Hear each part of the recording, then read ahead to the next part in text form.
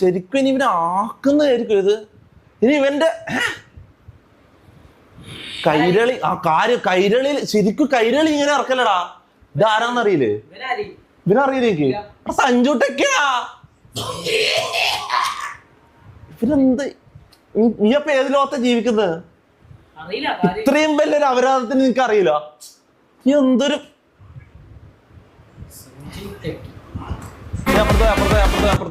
ഞാൻ റിയാക്ട് ചെയ്യട്ടെ മാറപ്പോ.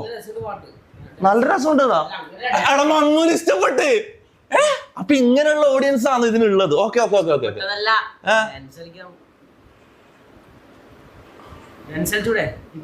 കളിക്ക് നോക്കട്ടെ.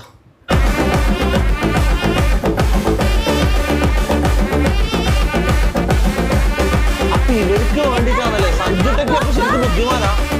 ഇങ്ങനെയുള്ള പൊട്ടന്മാരുണ്ടല്ലേ.